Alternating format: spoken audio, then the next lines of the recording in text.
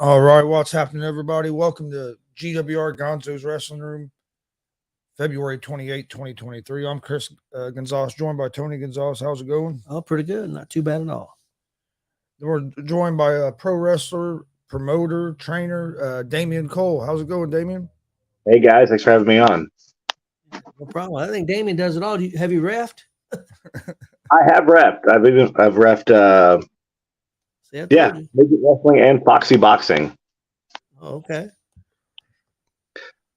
Wow, Foxy Boxing. That sounds kind of interesting. I remember that. That's the after hours. Oh look, it was the cat. I don't see this guy ever, and the minute I'm on something, here he comes. I'll let you go off and just make a chicken song. What got you into pro wrestling? Man, this is the lamest of all how I became a pro wrestler story. I did it because I was told I couldn't. I was 9 years old. First time I had cable TV. Had moved to St. Cloud, Florida from Shelbyville, Indiana. I didn't know anybody. And it was the first time we had cable TV. So I started watching the Turner stuff, all the WCW product, the NWA, Georgia Championship, World Class. And I was in a new school. It's funny, I just told this story to my 9-year-old. So I go to a new first day of fourth grade. I'm 9 years old. And you have to write that. What do I want to be when I grow up? And I thought I would be kind of cute and say I wanted to be a pro wrestler because I was newly infatuated with pro wrestling. Well, that led to my parents getting called in and me getting sent to the guidance counselor's office. And they all basically told me it was a really, really bad idea, that it was a dumb idea. The more they told me that it was a bad idea and that I should really think of a real career path, the more I wanted to do it. Does that make sense? Well, you kind of cut out just a little bit at the end there. Yep. I said, does that make sense to you guys? Like I was told, like it was not a practical career path, and it made me want to do it more. And I became really, really infatuated with wrestling throughout my early teens. I fell out of love with wrestling by the time I hit high school, and then fell back in love with it right before I started training. 19 years old is when I started training. Had my first match at 20, and it was always one of those things. I loved doing it, but I never saw it being a career. Fast forward 23 years later. Hi, how you doing? I actually do make a living as a professional wrestler, promoter, and professional wrestling trainer. Question: Who trained you? I was trained by Chad Blade Ferguson, and with some help from Bobo Brazil Jr. Unfortunately, I was nowhere near ready when I started wrestling. I had some really good vets reach out to me and kind of put me on the right path. And a guy that doesn't get enough credit these days, superstar TJ Powers, really put his arm out and said, "Let me show you what you need to know, kid." He took me under his wing and really helped me in a lot of aspects. And I was about 8 to 10 years in when someone who is now a really, really good friend of mine set me down, and we had a conversation about wrestling psychology. And he said I was a joke. He said I didn't belong in the business, and blah, blah, blah, blah, blah. And we started working a program at a couple of different companies. And like one day, like a light bulb, like bing, wrestling psychology clicked with me, and that was all because of Hillbilly Jed. Okay, I can definitely see that. Yeah, Jed did not like me for a very long time. I did want to go back to something you said when you said you got when you was young, 9 years old, got cable TV and got exposed to some of these shows. What wrestling group did you like the best? I was as definitely a kid? I was an NWA kid. I did not like the WWF. I did not like the cartoony, over the top antics. You got to think that was the time frame of Bastion Booger and the Gobbledygooker. The Undertaker had just made his debut. It was cartoony. I didn't like the rock and wrestling era really either, but I wasn't super exposed to it because we didn't have TV when I was a kid. And I don't mean like we didn't have cable TV. I mean like we didn't even have TV. All right. But moving down to Florida was a game changer for me because we moved into these apartments that had complimentary cable, and I was being exposed to the massive immigration down there. I had friends that were Puerto Rican, I had friends that were Dominican, and they turned me on to Lucha Libre wrestling and showed us that they had like one family had a big satellite, and they would watch World Class from Texas. And so, yeah, I started to really get into like all forms of pro wrestling. And there was a time period from like 1989 to 1993 that my Friday, Saturday, and Sundays revolved around the Turner Networks and WCW programming. And like, I didn't do anything between the hours of like 6:05 and 8:05 on Friday night. And then you had the Saturday night 2-hour program. You had the Saturday morning program. You had the Sunday morning programming. Then you had World Class Wrestling on ESPN. Oh God! Like I literally did not move from the television on the weekends. Yeah, I remember those times. I'm that kind of fan too. So I've been at it quite a bit longer than you. So I've been watching wrestling since the 70s. So I started watching really heavily in like 88, 89. And it was, my dad liked wrestling. My dad liked to watch wrestling. He would take us, even before we moved to Florida, we would come to town to my grandparents' house, and my parents would do laundry at my grandma and grandpa's house on the weekends. And my dad would always find wrestling on like ESPN or what was it, live professional wrestling from the Omni in Atlanta before it was even WCW. And we'd watch that. But once we moved to Florida and my life started to revolve around pro wrestling, it was my mom that I watched wrestling with. My dad worked second shift then. And while mom would be making dinner, she would expect me to like yell the play-by-play into her. okay. So yeah, my mom and I really bonded over pro wrestling. What year was it when you had, what year was it when you had your first, what year was it when you had your first match? First match, 2001. Okay. Yeah, I started training a year prior to that. So yeah, I've been in and around the business for 23 years. What was the hardest thing for you to learn in pro wrestling? The hardest thing for me to learn, like physically? Any of it. I mean, it could be the psychology. It could be physically. It took me 10 years to get psychology. Yeah. Psychology and footwork are two things that to me now are extremely important.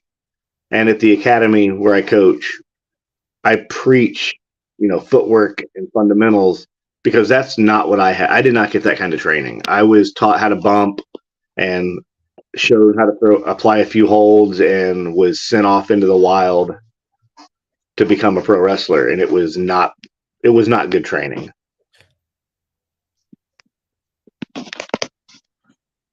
What was so hard about the learning the psychology that maybe took you so long?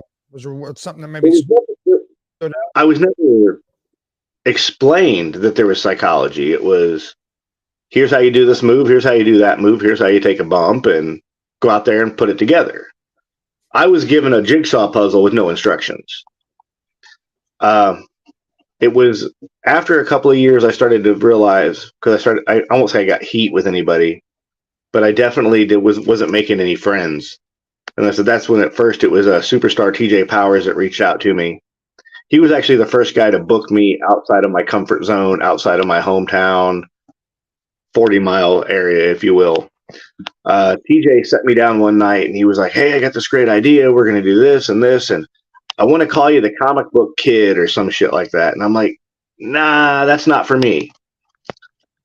And looking back on it, I really wish I would have taken that advice and maybe given that gimmick or that character a shot, because the way TJ described it is kind of basically what you see of me now in the ring. It's Okay. it's definitely a fourth wall break.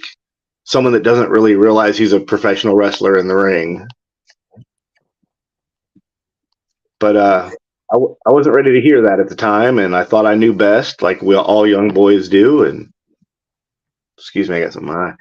So, but TJ did, even because I shied away from his idea or his character, he didn't hold that against me. He still wanted me to get better. He still wanted to help me learn. And we were working a lot of shows together. We were both working Hoosier Pro at the time.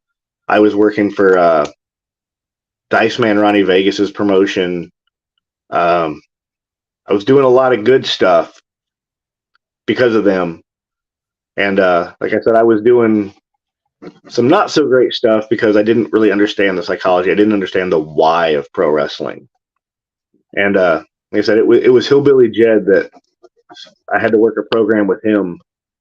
And Jed, just like, I can't say that he did any one thing, or there was no one lesson. Just like one day it just clicked. It was like just one day it hit me why I need to do this or why I shouldn't do that.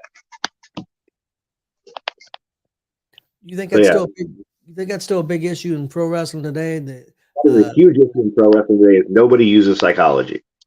I think so too. Everybody's out there getting their spots in and getting their shit in, and nobody explaining why we did that or why we didn't do that. And I don't mean I'm not going to sit up here with a microphone and lecture you on why. Wrestling is physical theater. Our bodies tell the story, and that story has to make sense. And I think a lot of these young guys, and I'm going to say, even guys my age that got into the business at the turn of the millennium, did not necessarily learn psychology. So We'll put that up. Okay. Marcus had a question for you. All right, who's my first opponent? My first match was 10 wrestlers, 10 of us versus the Highlander. This guy was billed as from the Scottish Highlands. He was close to 7 foot tall, 500 pounds. And his claim to fame, if you will, was he was an extra in one of the Highlander films. He was blind as a bat. Nicest guy ever. I never got his shoot name. But they had 10 of us in the ring versus this guy, and my first forte into pro wrestling was trying to attack this mountain of a man. And I just remember he caught me like a baby midair and dumped me over the top rope. And as I'm falling, he just kind of whispers, "Bye-bye." And I landed on the horse track below, and that was the debut of a young Damian Cole. And Marcus also went on, where was that match? That was Shelbyville, Indiana. Okay. May 19th, give or take, 2001. That was our debut show. That was the opening show, first show in Shelbyville since the ICW days. And myself and Tom and Troy Van Zant, Chris Icon, I believe Ricky Ruckus was on that show. A very, very, very young Jason Ayers refereed that night. So yeah, just crazy stuff.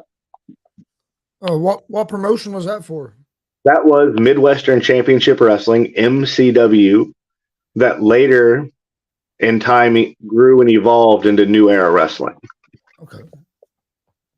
how long have you been promoting shows, and how long have you been training wrestlers? I've been promoting shows since that very first show. Myself, the Van Zants, Bad Boy Bobby Black, Chris Icon, and I know there's a few others that founded Midwestern Championship Wrestling with the guidance of Bobo Brazil Jr. And I use guidance in some air quotes there. I love Bo, but he came around like show week, and that was about it. We started that. Excuse me. And after a year or two of running under the MCW banner, us younger guys decided we were going to kind of take the reins, and we're going to do it ourselves. And we changed the name to New Era Wrestling, and there was a name switch and a new attitude, if you will. So say 2002-ish, early 2003, that happened. And we ran for quite a while until I'm going to let the cat out of the bag here, until I eventually bought out all the partners. The last remaining partner came to me and said, "This is what I want to buy me out." And I did. And I've been running New Era Wrestling behind the curtain, if you will, for almost 10 years now. And I started. What was that? Is it a lot easier doing it by yourself than having partners? It is, because I don't have to answer to anybody. I don't have to sit down at a table and argue for 4 hours about what we're going to do or discuss it.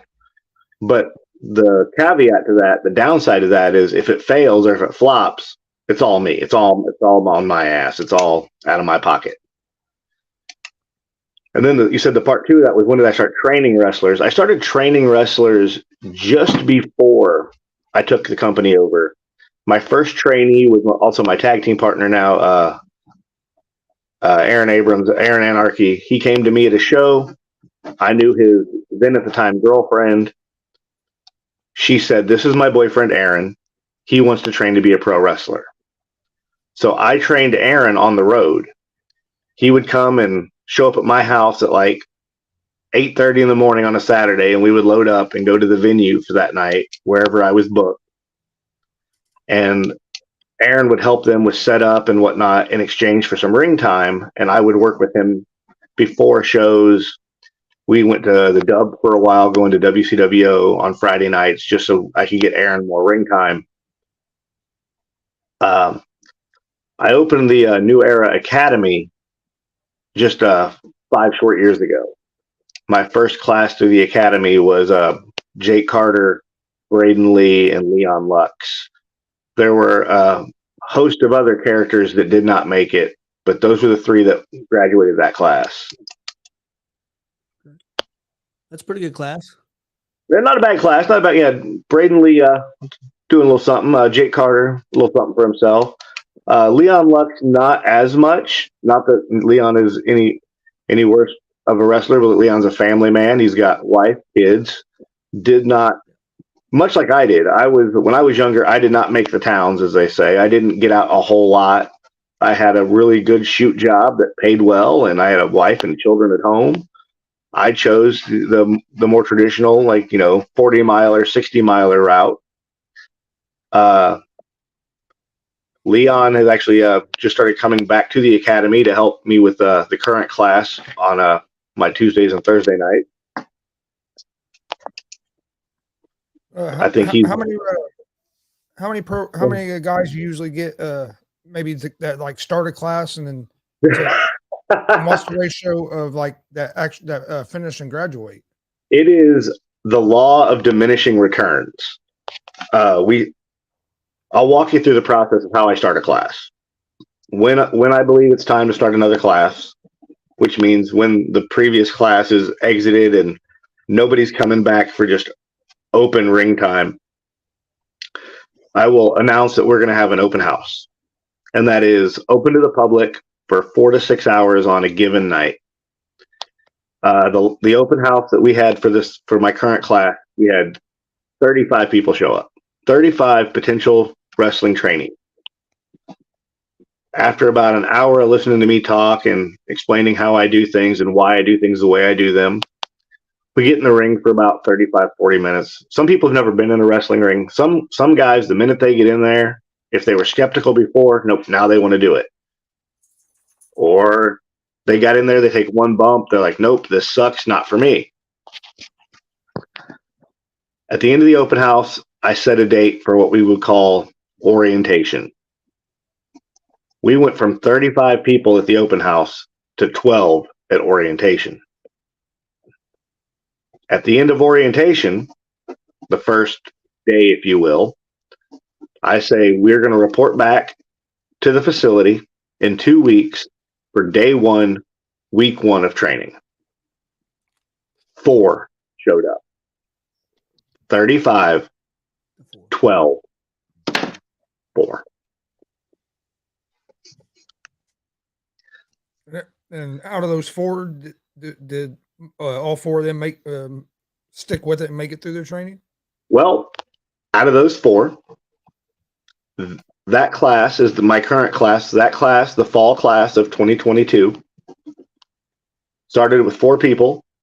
They are on week 13, and all 4 of them are still with me. So that's pretty good. Is that about how you see maybe the numbers break down for most of your classes? You'll get a big number and then it really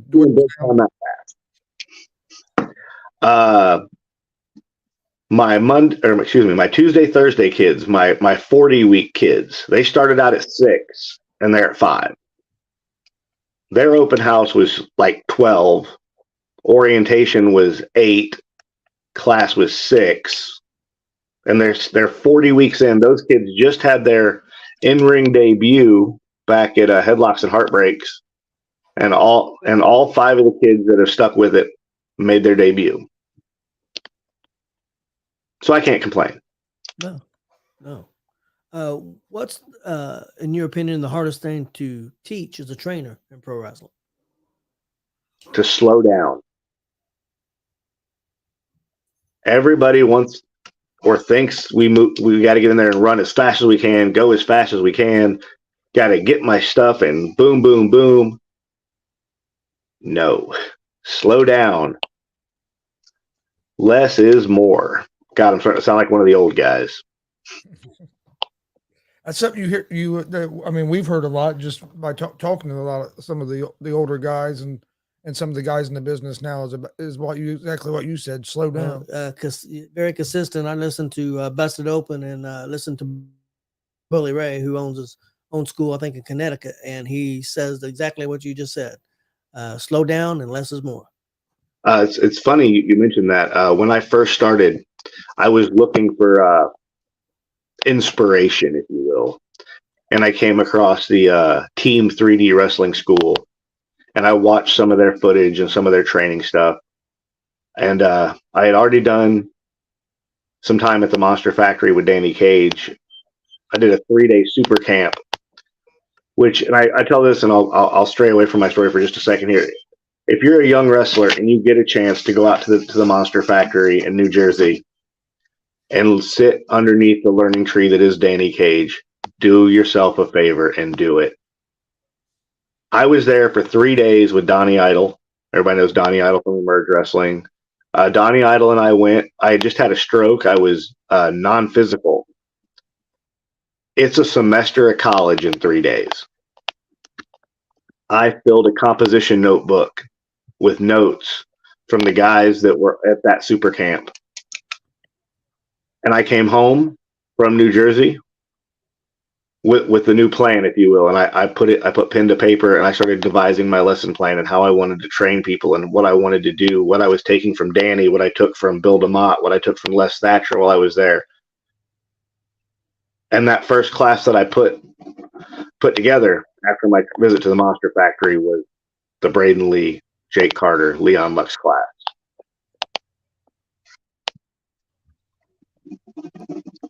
So yeah, hardest. Go ahead. Go ahead. I was just going to ask the hardest thing about being a promoter. Hardest thing about being a promoter? Telling people no.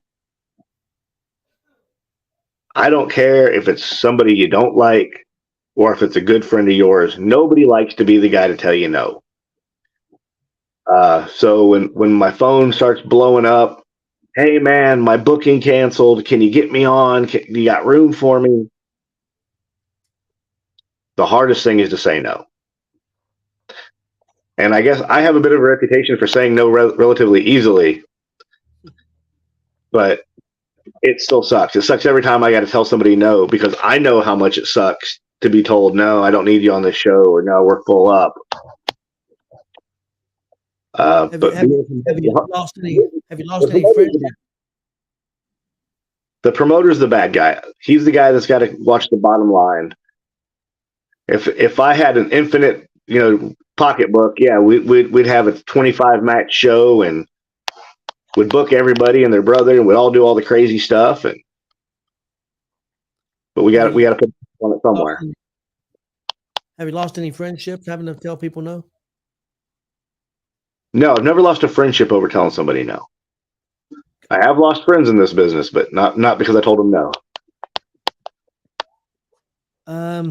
Favorite wrestling move, and also there could be a move that you just like that you've seen somebody else do or that you do, and also a wrestling move that you just dislike taking or just think it's a dumb move. Oh man, a favorite wrestling move. Okay.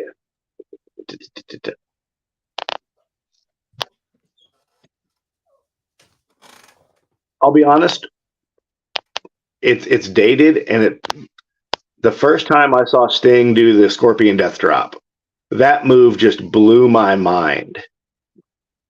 And it was so simple, but I had never seen anything like that.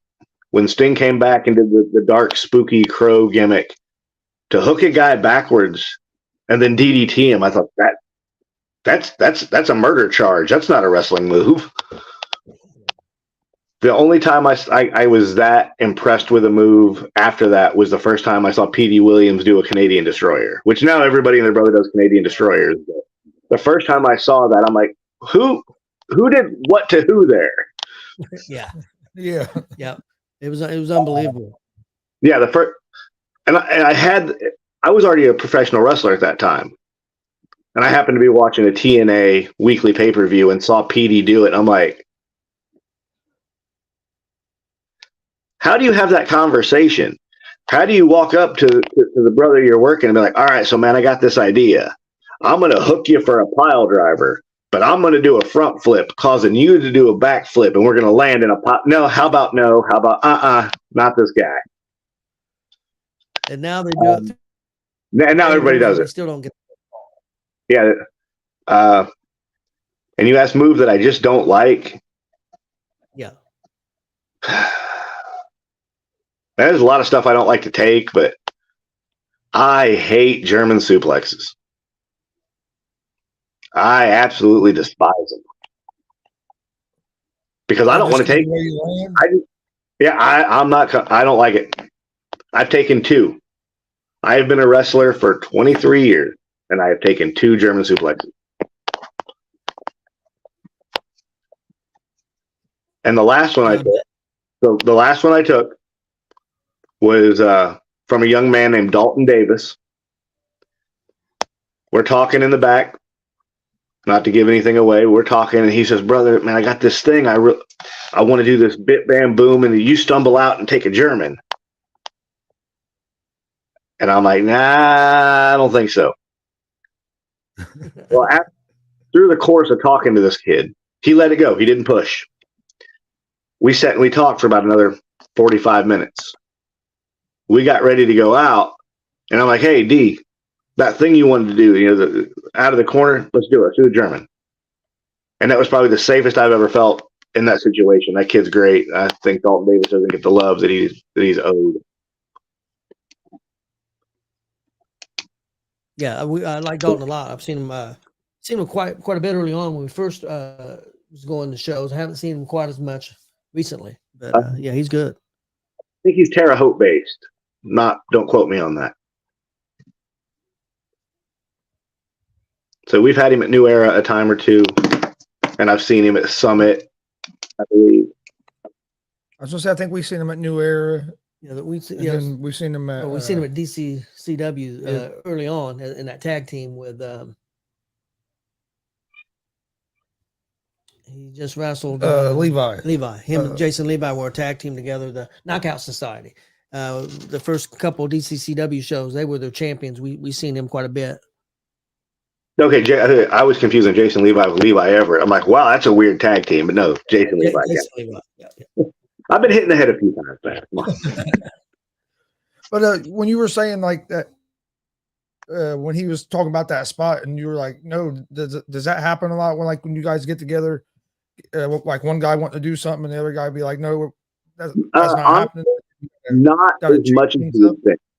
Nah, I don't think it happens all that often.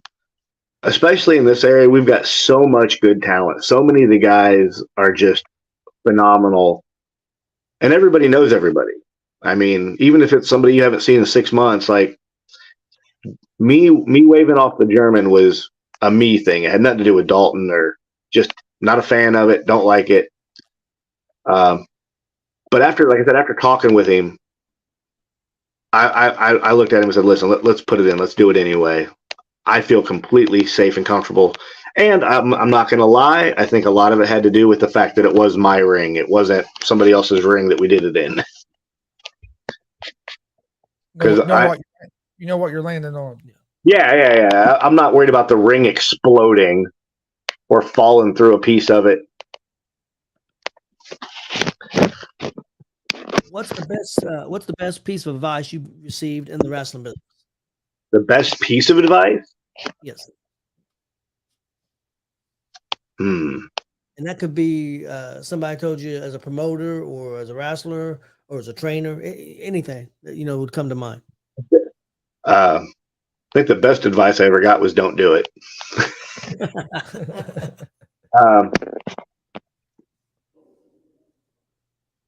But honestly, I think the best real advice I got was make everything you do matter. Everything from how you walk and carry yourself to how you talk, the types of strikes you throw, and the moves you do, make everything matter. What do you love about the wrestling business, and what do you dislike about the wrestling business? I can do that real quick in just 2 sentences. I love professional wrestling. I hate sports entertainment. It's that easy. I'm not out here trying to make a movie. I'm not trying to sell you on a straight to DVD release. I want you to come out and be invested in the physical theater, the one take, one shot, live action movie that is pro wrestling. Because when it's done right, pro wrestling is the best form of performance art there is in the world. Do you watch any of the new stuff that's out now? I have not watched wrestling in almost 20 years. Okay.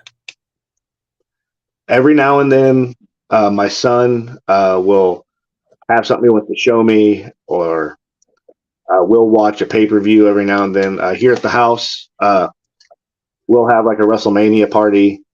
It's an excuse to get together. We'll put it on the big TV and we'll watch it. This was the first year in 5 years we didn't all get together and watch the Royal Rumble. But I've not been a fan of the WWE's product in ever. Not that it's bad. It's just not my cup of tea. Yeah. I mean, I understand. I've heard good things about what's going on in AEW, but I've also heard bad things. When my kids ask me questions about the current product, I have to tell them I don't know. You send me a clip, send me something you want me to see, and I'll tell you what I think about it. But I think go ahead. I think if you like old school wrestling right now, probably the program would be best for you would be NWA. NWA Power. That's yeah. Yep. That'd probably be the closest thing. From what I've seen of that, they're doing that old school studio style, get that old pro wrestling from the Omni look about it. Yep.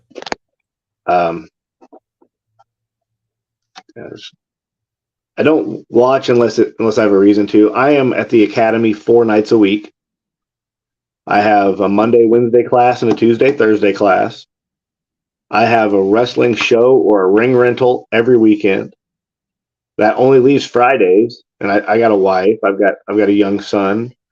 I work, at least 40 hours a week, plus training, plus trying to be a husband and a father, and a son. So no, I don't watch a lot of TV. As a matter of fact, I can't tell you the last time that I personally picked up the remote and turned my TV on. And I think a lot of that was because of how I was raised. Like I said, when I was younger, we didn't have television. We had like a 13-inch black and white TV, but we didn't have cable or even an antenna. One thing that you would change about the wrestling business if you could? Just one? Well, you can get more than one. I think I would tighten up the gatekeeping and who we let into our business and who we keep out. I would have never pulled the curtain back so far as Vince did in the late 80s that exposed and killed kayfabe. I would have kept some of the magic alive. I've said 100 times that the internet has both saved and hurt pro wrestling insurmountably. The internet allows so many people to see so much wrestling from all over the world that they would have never been exposed to. But at the same time, I feel that it hurts professional wrestling because why am I going to pay to go to a live show when I can hit click, click, click, click and watch it on my phone for free the next day? Or someone's got their phone out recording it live as it happens. The old expression, you can't put the toothpaste back in the tube. We can't undo what's already been done. So I try to make the live event something that, I can watch it on the computer. I can watch it on TV. I can watch it on my phone, but being there live is what matters. The experience, the in-person is what I've tried to focus on. I agree with that. And you guys do a good job too. You guys have great shows. Thank you. We at New Era don't have an internet presence. You guys, I remember where can I see footage of your stuff? You can't. You want to see a New Era show, you got to come to see a New Era show. You don't get to watch it the next day. You don't get to see it on the YouTubes or the TikToks. We have a social media manager, and she does a great job about keeping our fans informed about our shows. But as far as the product itself, you got to come see it to believe it. You don't get to watch it secondhand. For now. People you would like to work with in the ring or also book that you haven't? Man. I'm going to be the first one to say it. My time between the ropes is limited. I know I'm on my way out.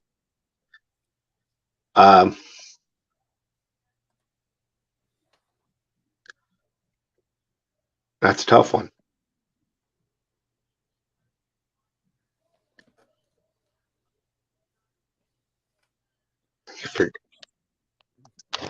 I'd like a good solid program with my son.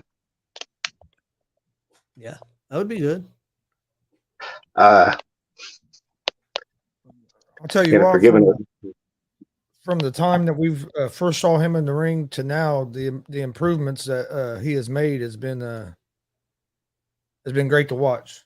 Oh, don't go blowing up the kid's ego any more than it already is. But no, I would love to have a good program with my son. I would love to go back and work one more solid match with Chris Icon.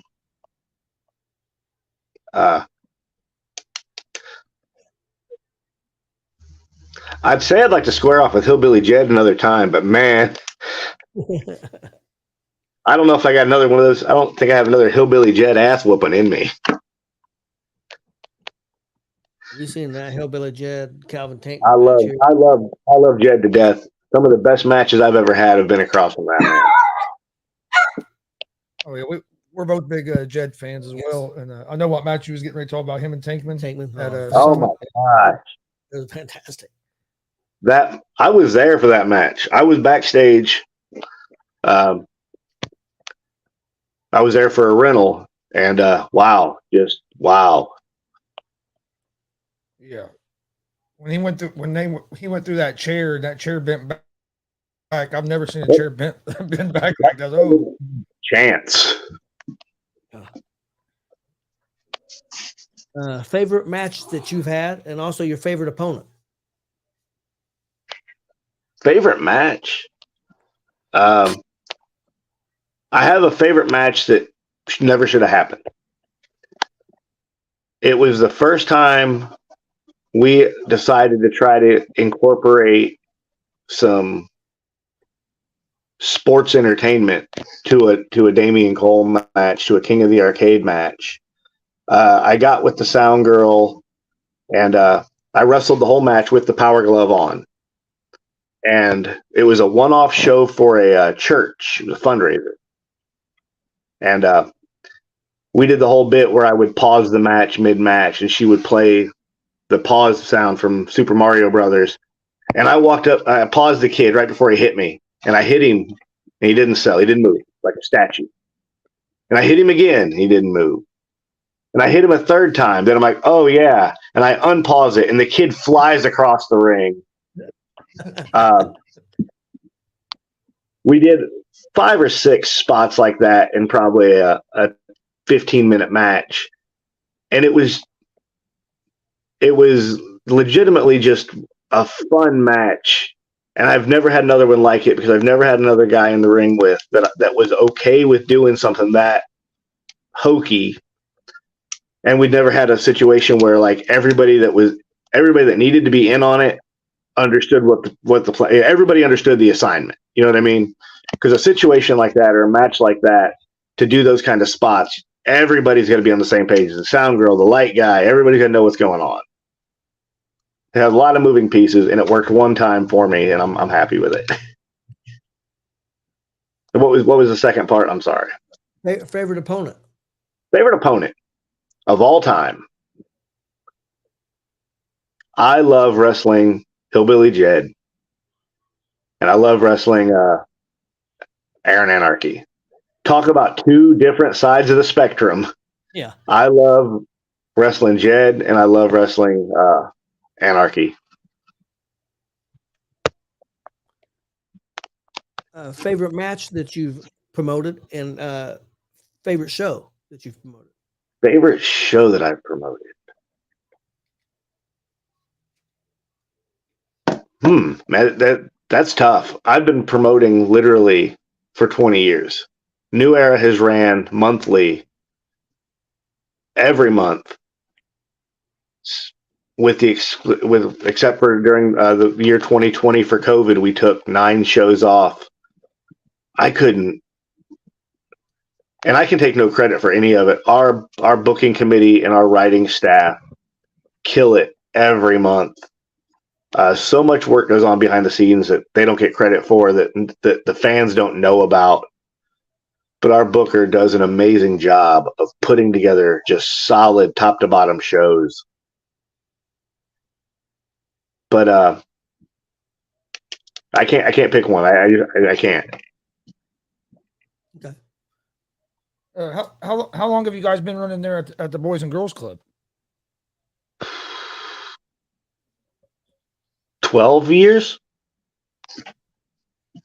12 years sounds about right. See, from the outside kind of looking in, I think that would, to me, seem like that's one of the problems you see is people run into, is finding a building that they can get and secure and keep. When we first started, when we very, very first started, the Boys Club's what we wanted.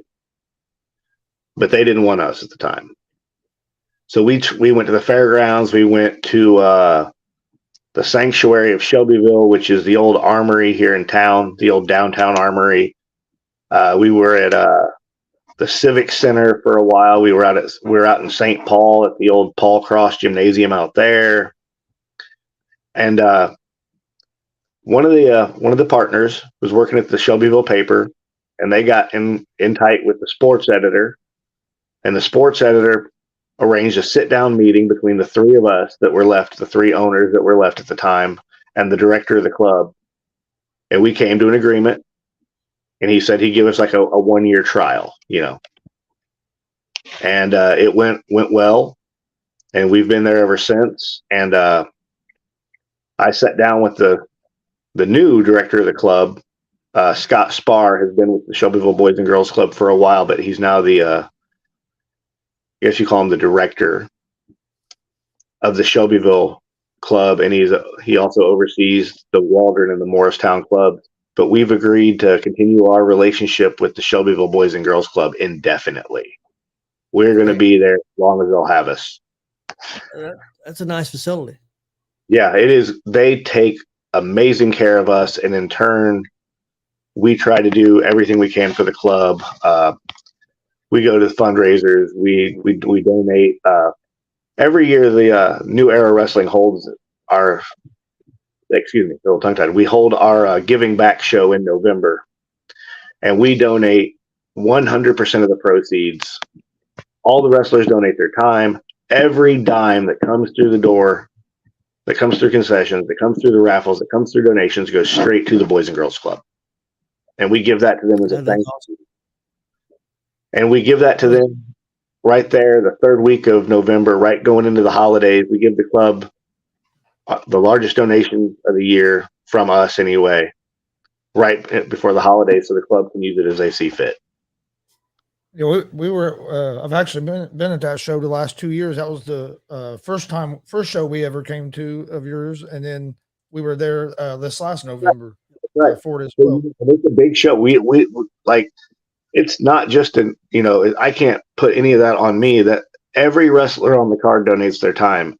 All the volunteers, the girls that go out and do fundraising, all the sponsors, and the hundreds of hours we spend beating the pavement to get the donations so we can cover expenses and still give the club a large chunk of money at the end of the year when they need it most.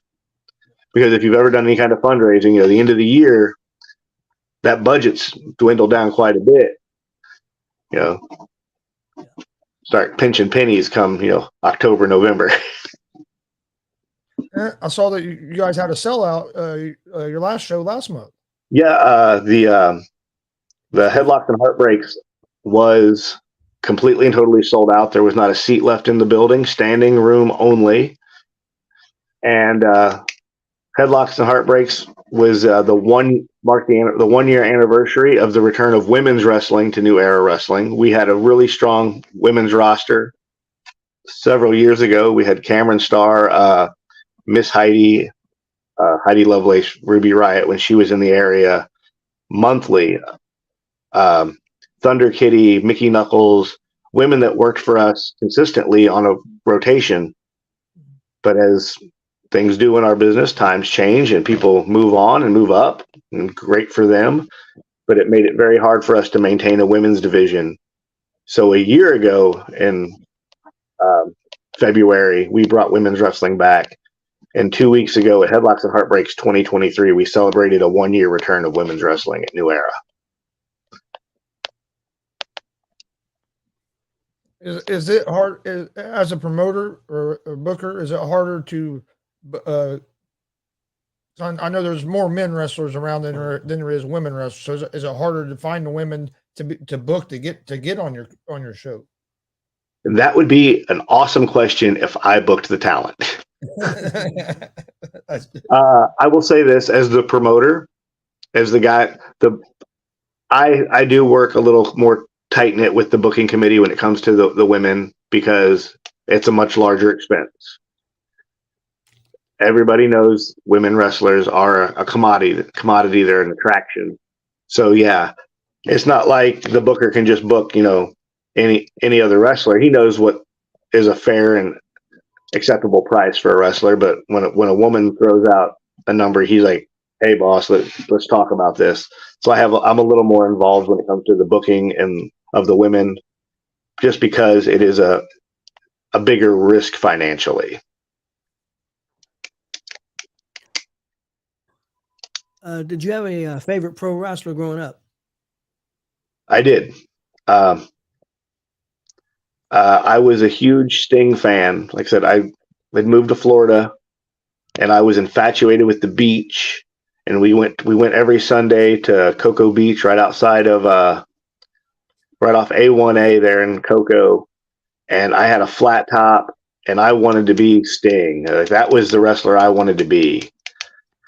I could never convince my mom to let me bleach it, but I had the flat top with the rat tail, and Chris was a big Sting fan. Also, growing up as a kid. I've never hidden the fact that growing up, my family was not very well off. When we moved to Florida, a lot of things like that changed, and the first wrestling toy that I ever got was a bendy Sting, and it came in a 2-pack with Lex Luger. But Lex Luger looked nothing like Lex Luger. He's just a blonde guy in black trunks. So when I would play with my wrestlers, sometimes he was Lex Luger, sometimes he was Ric Flair, sometimes he was Barry Windham, but Sting always won.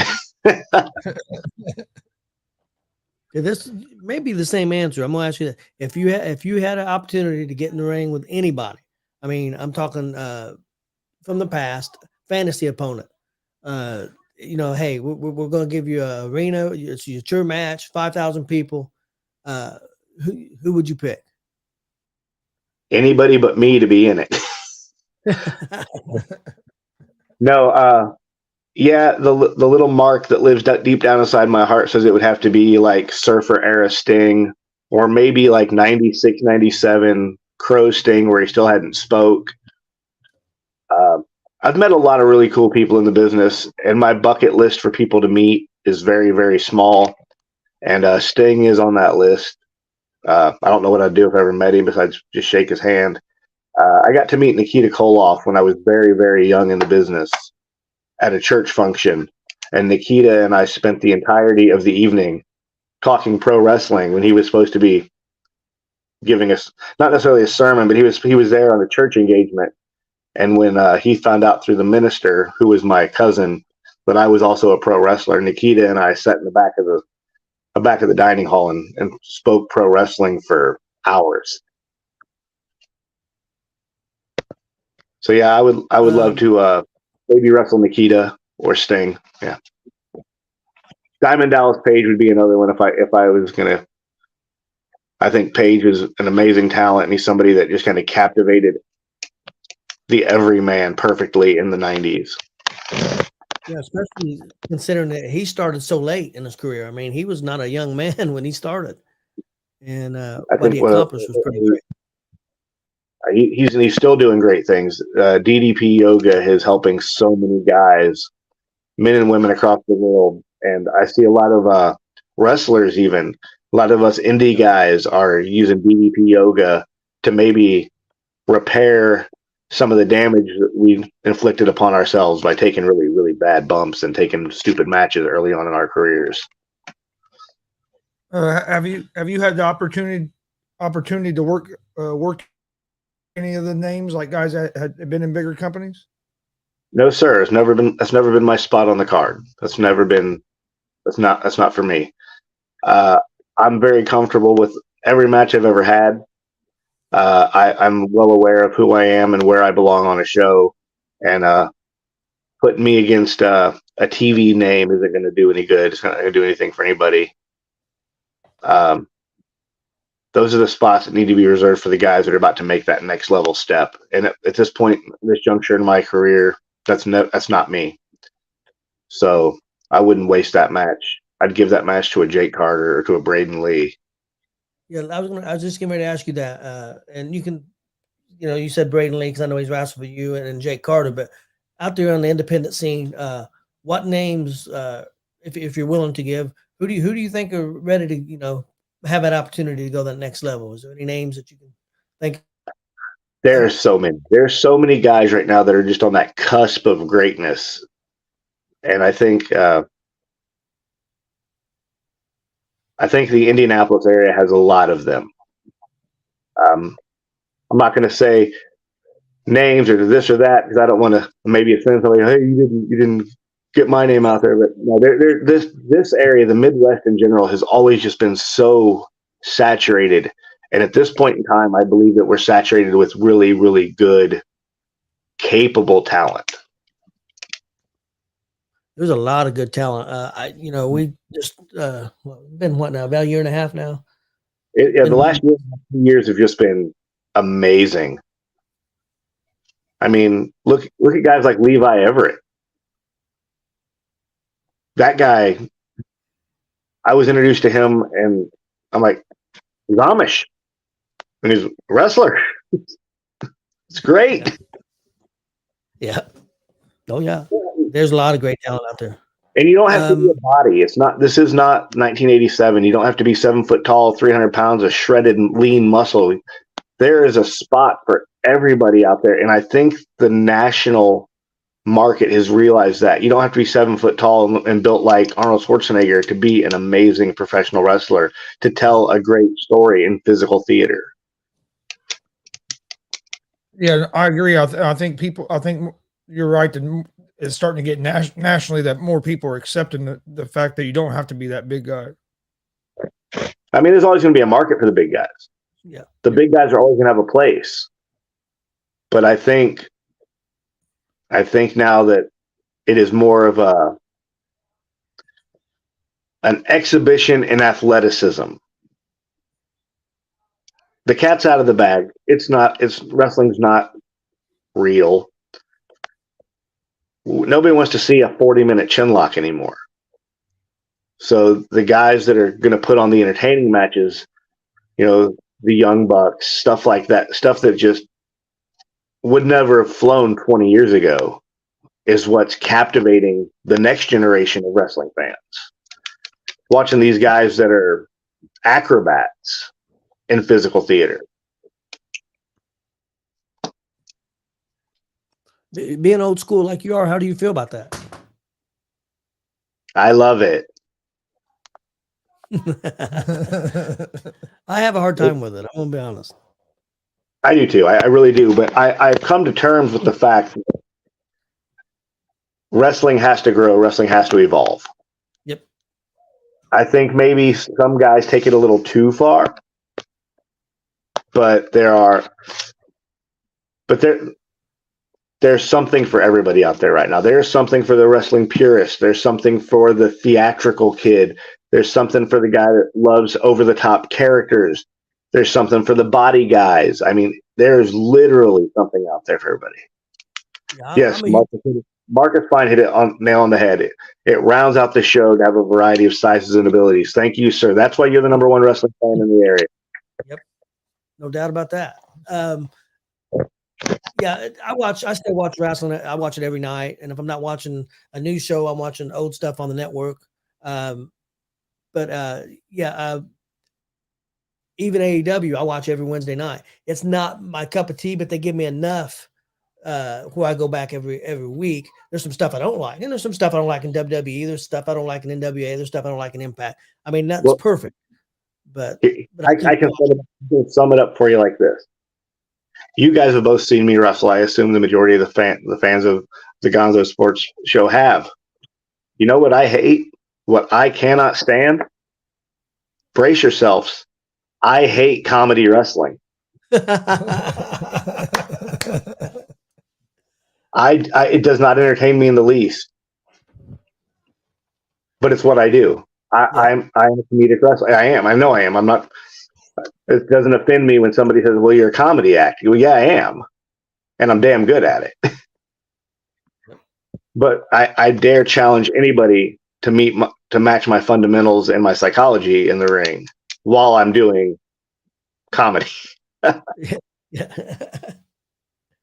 no, like if you'd have told me when I was 19 years old that I was going to be a comedy wrestler, that's fighting words. Decision you made in your best decision you made in your wrestling career, and the worst decision you made in your wrestling career. And that can be from wrestling or promoting, training, whatever. Worst decision I made was taking the big stupid bumps and bleeding when I didn't need to, getting color every night just because it was the easy way to get over instead of learning the psychology. And the best thing that I ever did was accepted my physical limitations and accepted that I was good at a certain type of wrestling. It may not have been what I wanted to do. It may not have been what I like to watch. But some of the best wrestlers that I ever watched growing up were very limited in what they did, and they were still my favorites. So instead of trying to be the next Rob Van Dam or going out there and trying to be the next, Chris Canyon and trying to be this huge innovator of wrestling offense, I learned to keep it simple and to really buckle down on the fundamentals and the building blocks of wrestling, where I could have a great match with anybody and not just somebody else that was a flippy guy or a chain wrestling genius. But when my eyes were opened up to wrestling psychology and the foundations and fundamentals of wrestling, if you know the basics, if you have a strong knowledge of the foundation and the fundamentals, you can go out there and have a great match with anybody. Yeah, that's something you said. Keep it simple. That's something that Billy Ray says all the time. He said, "Keep it simple, stupid." Yeah. That's something he says all the time. I think I said that at my last training session with my 13-week kids, and they thought it was an insult because I called them stupid. Yeah, But kids, man, keep it simple, stupid. You don't have to, be out here doing Chinese arithmetic. 1 + 1 = 4.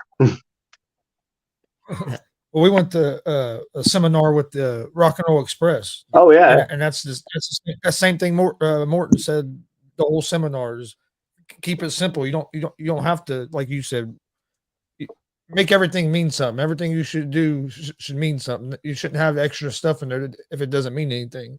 yeah. Why are we doing this? Everything you do, like I was trying to explain this to a very young kid the other day, and I said, think of everything that you do takes away a piece from a pie. Every time you pick your feet up, every time you move a body part, you're taking a sliver of that pie away. Limit what you do. That way the pieces of the pie that you have are bigger. Make what you do mean something. And if you're doing it 1,000,000 miles an hour, it's just going to become white noise. It's bump, bump, bump, bump, move, move, move, move, move. I always try to equate wrestling and what I do in the ring to that little kid sitting in the 5th row. He's got to see you hit a guy or execute a maneuver, and he's got to pull on his dad's arm and be like, "Hey, Dad, did you just see that?" And then look back to see what you're going to do next. But if you've already done 5 things, he missed it, and now he's lost interest. Yeah, that's a good way. That's a real good way to put it. Yeah. Because that's true. Do something and let it resonate and let the audience digest what happened before you try to shove something else down their throat. Yeah, that's been one of the complaints with AEW that I have, and I know Billy Ray said many times, they go so fast. I mean, the whole show. I mean, from match to segment. I mean, they go 100 miles a minute, and you can't digest it. Gotta let it breathe a little bit. Yeah, you gotta let it breathe a little bit and make the stuff mean something. And that's Exactly. one thing that they've struggled with. And again, I'm nobody. I'm just giving out my 2 cents. I'm sure there are a million guys out there that think otherwise, and they're welcome to their opinion. And they said, I'm just a kid from Shelbyville, Indiana that got lucky. I ain't nobody. I don't know nothing. I just know what seemed to work for me. I got a question here that I've been giving out, and I've been stumping everybody. I'm going to see if it stumps you or if you can come up with your Mount Rushmore of wrestlers. Mount Rushmore of wrestling. We're going to go with 4 faces, correct? Yep, correct. We've got Bruno Sammartino. He was the last true wrestling champion. You got Harley Race, because he was the first real world champion. Next to Harley Race, we're going to put, God help me, Hulk Hogan, because he brought wrestling to the mainstream. And next to Hogan, Andre the Giant, because he was the last true attraction in wrestling. That's my Mount Rushmore. Pretty good. I mean, No, you like it because you like Bruno. You're a big Bruno fan as well. Yeah, well, I'm a big Bruno. Now, Well, all of them. I mean, it's hard. personal Rushmore is different, but that if I was in charge of building a Mount Rushmore's type monument that paid homage and did justice to professional wrestling, it would be Bruno, Harley, Hogan, and Andre. And you can definitely make an argument for that. I can't disagree with. I mean, there's so many names that you could, but I mean, I get where you're coming from. Definitely. No, you could probably. No, if we're just saying a Mount Rushmore, yeah, Bruno for being the last real wrestling champion, for Harley for being the first real world's champion, Hogan for bringing wrestling out of the bingo halls and the armories into the mainstream and onto cable television, and then Andre the Giant for being the last of the true attractions. The last, well, he was the eighth wonder of the world. He was a show in himself. So that's my Rushmore. And I don't even like it because I don't. But you can't argue facts. Yep, that's true. Do you have any? I know you're so busy, so you may not. Do you have any hobbies? I like to play video games on the off chance that I get them. I like to. Well, speaking of so busy, like my phone is going off. Like you have class at 7. You've got this. I like to travel. I love getting in the car and driving across this great country of ours. I love hopping on a plane with my wife and going out to Vegas. And I know you go to Vegas quite a bit, don't you? Yes, we do. We try to go to Vegas about every 3 months, and that's our reset. We go out there, and we don't go out there to do all the crazy Vegas stuff. We don't do the nightlife. We gamble a little bit, but we go out there. We enjoy the food. We enjoy each other. We enjoy just going and shutting off our responsibilities for 5 to 8 days. And I believe that's something that a lot of guys in our business don't have. They don't have that ability to shut off. It's wrestle, wrestle, wrestle. They don't have a downtime. And I don't for, 95 days, and then I take 5 off. Yeah. It's hard with the academy doing as well as it is. I've got classes 4 nights a week. So if I'm going to be gone for 5 days, I've got to find co-coaches or guest coaches. There are people that rely on me for other shows. My ring and my equipment are used at a good 75% of the professional wrestling events in central Indiana and southern Indiana.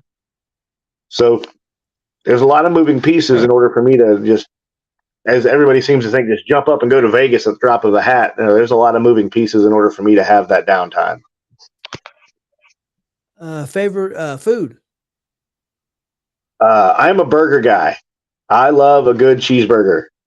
This is my wife and I were just talking about this yesterday. I've had a burger at every high-end burger joint in Vegas, ranging from like Gordon Ramsay burger to Burger Bar to Wahlburgers.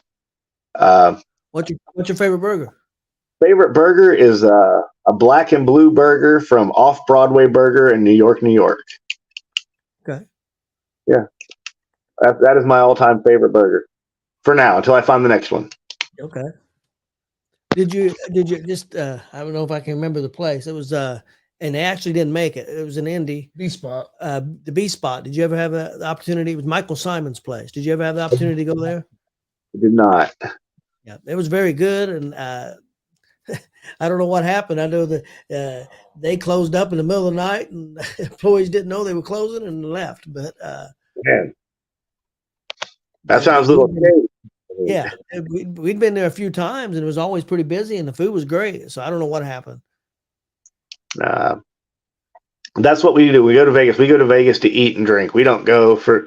I do enjoy a little gaming, and the wife enjoys, some of the shopping aspects of it. But we go to eat. We're foodies. Yeah, I am too. I'm a big barbecue guy, so Yeah. It's got to be really good. That's when he goes to Vegas. That's why he goes for he goes to the food and shows. yeah, food and, Yeah, and shows. My wife shops a little bit. Now, my wife likes to gamble, but it's slot machines, and I get bored too quick. I do like horse racing, so I could go, and bet some horses or something. But I don't know enough about handicapping horses. I picked the one whose name I like. Yeah, yeah. And I've seen a lot of people do that and win, and I get pissed off because here I am trying to. You have a said, system to win, and people just come up. I like that name. I like that color.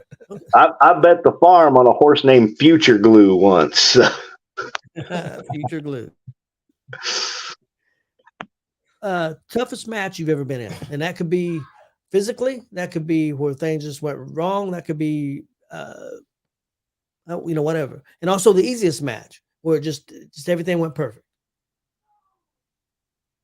Do they ever go perfect? I'm not a big talk out your match guy. I'm definitely a walk and talk. Call it as you go. So my best matches are ones where I'm in there with the guy that can do that. I've had great matches with Hillbilly Jed because of that.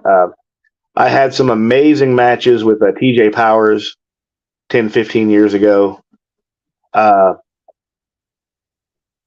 A guy that's not around these parts anymore, Dash Venture, and I had a really good match, and Emerge won. Hardest match is anytime I'm in there with somebody that doesn't listen, that doesn't understand what they're doing, that doesn't want to listen, or doesn't want to be, that thinks they know better. And I'm not saying no better than me. It's somebody younger that's just, they got a million spots they're going to do, and they're going to do them even if it doesn't make sense. Those make for a long night at the office. When you're trying to slow somebody down that's going 6 million miles an hour and want to do 50 foot. Been to the Heart Attack Grill. It's not that great. Any huge. Don't get me. I had a double heart attack with quadruple cheese.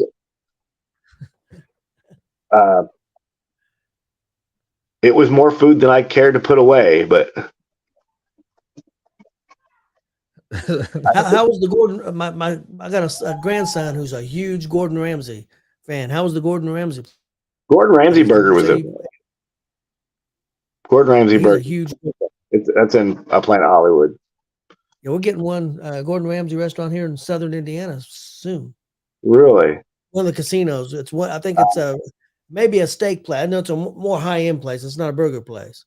Yeah, there's Gordon Ramsay fish and chips. There's Gordon Ramsay burger. There's Gordon Ramsay steak. I mean, it may be the steak place. I know it's going to be a high end place. Yeah, my son loves anything Gordon Ramsay. He's all about that. Me and my wife hadn't been out to Vegas for a few years, but the last time we was out there, we always hit the Bobby Flay restaurant. We'd hit it. A couple times we ate there 2 or 3 times, and it was pretty good. So out at Vegas, away from the burger topic, but the best steakhouse I've ever eaten at is Oscar's inside the Plaza there on Fremont Street. The Plaza, fun fact, was the hotel they used for Biff's Pleasure Palace and Back to the Future 2. But the steakhouse inside the Plaza is amazing. Any style of match that which you've been doing it so long, so there may not be that you would like to do or like to promote that you haven't yet? At this point, at this juncture, I think I've done about every type. Nope, that's a lie. I just caught myself. I've never wrestled a ladder match. And I've never wrestled in a steel cage match, me personally. Because any desire to do that? Maybe once before I'm done.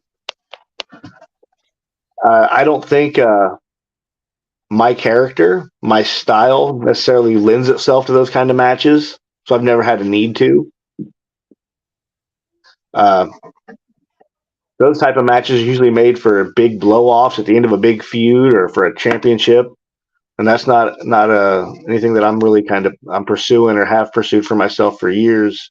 My job is to go out there and entertain the fans and make a young guy look good or help get somebody over that needs a little push getting over. Well, you do a good job of it, because I got a nephew who started off with Chris that was doing the wrestling stuff, and the first time they seen you didn't know anything about you guys come out to 8-Bit Punks and he's like, again, he wasn't a wrestling fan. He was just doing more sports, and then they went to the wrestling shows, and he loved it. I mean, he just come unglued. You know, you guys entertained him completely. So, so you guys do a great job. That's what we aim to do. Have you ever done any of the death matches?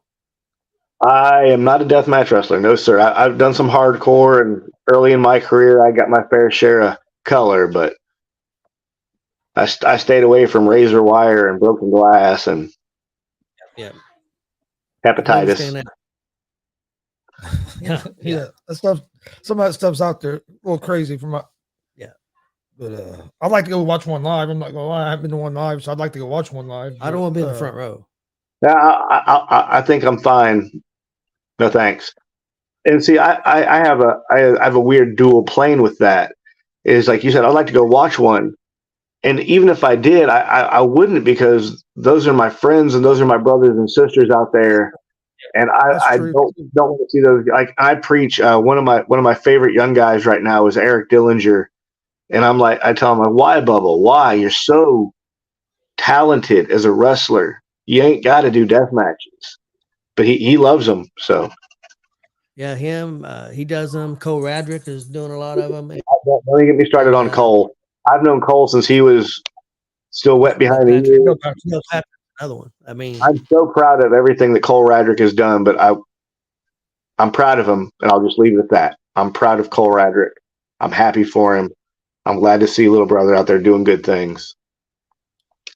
Now, I hate to be this guy, but it is 20 till 7, and I have to get to class tonight. I've got a 7 o'clock class. I just got through all my questions, so. Oh, well, that's perfect. We're good to go. Yeah, I'm having such a good time, but. Hey, you're more welcome. Come back on anytime. Yep. Awesome. Yeah, we'll definitely hook up again. Did you want to plug your wrestling school and the New Era stuff before we get out of here? Their New Era Wrestling out of Shelbyville, Indiana. Next event is March 18th, Shamrock Shakedown at the Boys and Girls Club. First responders and kids are always free because we are a family-friendly show. And as for aspiring wrestlers, the New Era Wrestling Academy out on the north side of Shelbyville. Facebook.com/New Era Wrestling Academy and Facebook.com/New Era Wrestling 46176. And thank you guys so much for the opportunity to come on here and talk with you and cut up and talk wrestling and food. And like I said, you're welcome. Come back anytime. We appreciate you coming on. Yeah, it only took me 3 weeks to get here, but I'm here. Well, we appreciate your time, man, and I really loved it. I had a great time. So I did like too. You said, anytime you want to come back on. And I'm sure we're probably going to see you here this weekend. Yeah, I'm going to see you guys at Summit. Speaking of this Sunday Summit, the 8-Bit Punks take on the Sharp Brothers March 5th. Yep, we'll be there. Yep. All right. Thank you guys so much. We appreciate coming on. See you Sunday. See ya. Yep. Have a good night. Before we get out here real quick, don't forget, please hit that subscribe button on YouTube at GonzoSportsRoom and at the All Sports All Plays Network. Also, tomorrow we have an interview with pro wrestler Justin Danger. Pro wrestler Justin Danger tomorrow at 6:30, and then on Thursday we're going to have pro wrestler Nick Diamond at 6:30, and then like we were just talking, Sunday we're going to be live at Summit Pro. Yep. So got a busy week ahead. Hey, how's it going, Hollywood? Hey, Hollywood, man. How's it going? Always nice to see Hollywood in the comments. And also, I don't know when, but the next couple weeks or soon, we're going to have a big announcement. We can't really say yet until we given the okay to. Yeah. But we got a huge announcement coming for Gonzo's wrestling room. Got to do with the wrestling, so be looking out for that. Yeah. But it's huge news. Yeah, follow us on Facebook, Twitch, Twitter, Instagram, all at Gonzo Sports Room. That's where we post everything about all of our shows. And you can find information on the All Sports All Plays Network as well. We appreciate everybody joining us tonight. I hope you enjoyed the interview with Damian Michael Cole. I enjoyed it. I did. I thought it was great. I thought it was real interesting and learned some stuff. Yep. Learned some stuff that I don't know. I mean, because we get to talk to Damian. We see him about once a month. Yep. Most months about once a month.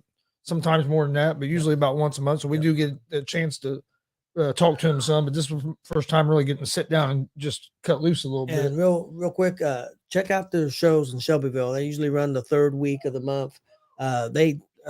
New Era does a great job. They're really good promotion, really good matches.